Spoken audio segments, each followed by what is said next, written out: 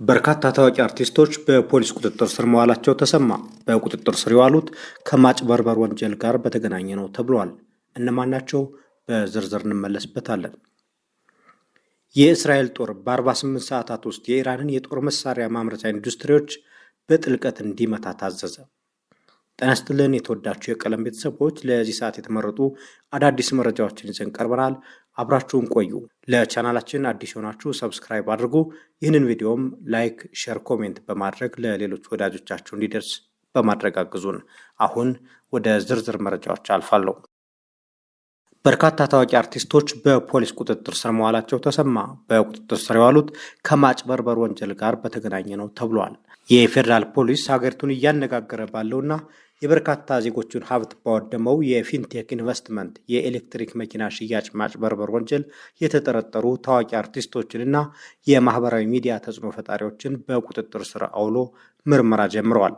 በዚህም መሰረት አንጋፋው አርቲስትና የማስታወቂያ ባለሙያ ሰራዊት ፍቅሬ፣ አርቲስት ዳንኤል ተገኝ፣ አርቲስት ይገረም ደጀኔ፣ ጋዜጠኛ አብርሃም ግዛው እንዲሁም በቲክቶክና በማህበራዊ ሚዲያ ሰፊ ተከታይ ያላቸው መንሱር ጀማልና ወንድም ካሊድ በቁጥጥር ስር ከዋሉት መካከል እንደሚገኙበት የዘሀበሻ ዘገባ ያመለክታል።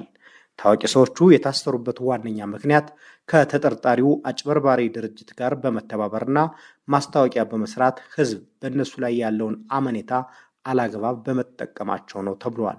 ድርጅቱ የቢዋይዲ ሲገል የኤሌክትሪክ መኪናዎችን በ950 ሺህ ብር ቅድመ ክፍያ በ3 ወር ውስጥ አስረክባለሁ በማለት ከ450 በላይ ከሆኑ ሰዎች ወደ 600 ሚሊዮን ብር ገደማ ሰብስቦ በመሰወሩ ህብረተሰቡ ላይ ከፍተኛ የኢኮኖሚና የስነ ልቡና ቀውስ ፈጥሯል ተብሏል።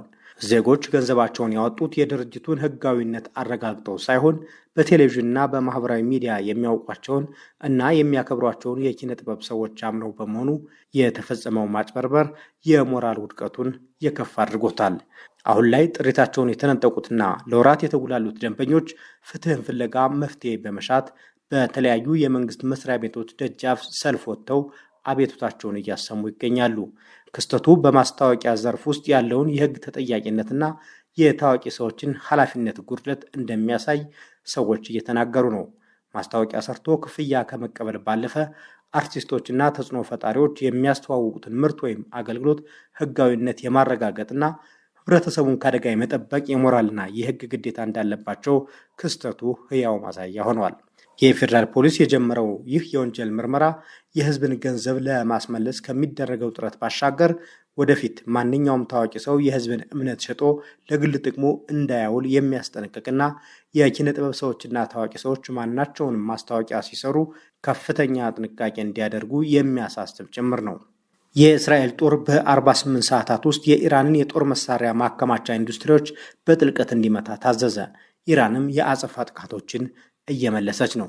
የአሜሪካ እስራኤልና ኢራን ጦርነት ዛሬ 26ኛ ቀኑ ላይ ደርሷል። አሜሪካና እስራኤል በጣት በሚቆጠሩ ቀናት ለማጠናቀቅ የዛቱበትን ጦርነት ዛሬ 4ኛ ሳምንቱን እያገባደደ በርካታ መሪዎቿን በጦርነቱ ያጣችው ኢራንም ጥንካሬዋን ለዓለም እያስደመመ ይገኛል። ይህ በእንዲህ እንዳለ የእስራኤል ጠቅላይ ሚኒስትር ቤንያሚን ኔታንያሁ የሀገሪቱ መከላከያ ሰራዊት በሚቀጥሉት 48 ሰዓታት ውስጥ የኢራንን የጦር መሳሪያ ማምረቻ ተቋማት በከፍተኛ ሁኔታ እንዲያወድም ጥብቅ መመሪያ ማስተላለፋቸውን ኒውዮርክ ታይምስ ዘግቧል።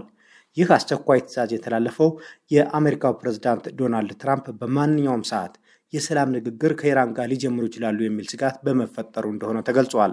በእርግጥ ዶናልድ ትራምፕ የሰላም ንግግር ከማድረግ ባለፈ እንደተስማሙና ከኢራንም ስጦታ እንደቀረበላቸው ከትናንት ጀምሮ እየገለጹ ነው።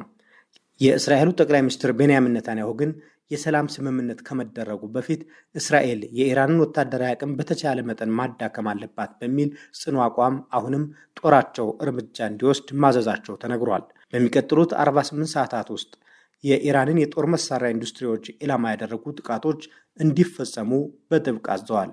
ዓላማውም የኢራንን የሚሳኤልና የሰው አልባ ድሮኖች ማምረቻ ማዕከላት ሙሉ በሙሉ ማውደም ወይም ማዳከም ነው ተብሏል። ፕሬዝዳንት ትራምፕ ከኢራን ጋር የ15 ነጥብ የሰላም እቅድ ይዘው ድርድር እንደጀመሩ እየተዘገበ ባለበት ወቅት እስራኤል ወታደራዊ የበላይነቷን ለማረጋገጥ እየጣረች ትገኛለች። ለዚህም በአሁኑ ወቅት በኢራን የተለያዩ ከተሞች በተለይም በቴህራን ዙሪያ በሚገኙ ወታደራዊ ተቋማት ላይ ከፍተኛ የቦምብ ጥቃት እየፈጸመ ሲሆን ኢራንን በበኩሏ ወደ እስራኤል የባሊስቲክ ሚሳኤሎችን በመተኮስ ምላሽ እየሰጠች ትገኛለች። ኢራን ጦርነቱን በማራዘም አሜሪካንና እስራኤልን ለማሸነፍ አቅዳ እየተዋጋች ትገኛለች። አሜሪካ በበኩሏ የማይሆን የድርድር ሐሳብ በማቅረብና በማወጅ ጊዜ እየገዛች የእግረኛ ጦር ለማስገባት እየሰራች ትገኛለች። ኢራን ደግሞ ለአሜሪካ የጦር ሰፈር የሰጡ አረብ ሀገራትንና እስራኤልን ያለማቋረጥ በድሮንና ሚሳኤል እየደበደበች እያወደመች ነው። የሆርሙዝ ሰርጥን በመዝጋት የተለያዩ ሀገራትን የነዳጅና ጋዝ ማጣሪያዎች በመምታት ዓለምን የኃይል እጥረት ስጋት ውስጥ እንዲገባ በማድረግም የነዳጅ ዋጋ በአስደንጋጭ ሁኔታ እንዲጨምር አድርጋለች። የትራምፕን ሐሰተኛ የድርድርና የተኩስ አቁም እወጃ በመስማት አልፎ አልፎ የነዳጅ ዋጋ ቢቀንስም $100 ግን ሊወርድ አልቻለም። ጦርነቱ ከመቀስቀሱ በፊት ዋጋው በበርሚል ከ67 እስከ $74 እንደነበር መረጃዎች ያመለክታሉ። የተወደዳችሁ የቀለም ቤተሰቦች ለዚህ ሰዓት የመራረጥናቸው ዘገባዎች የእስካሁኖቹ ነበሩ። በሌሎች መረጃዎች መልሰን እስከምንገናኝ በሰላም ቆዩ።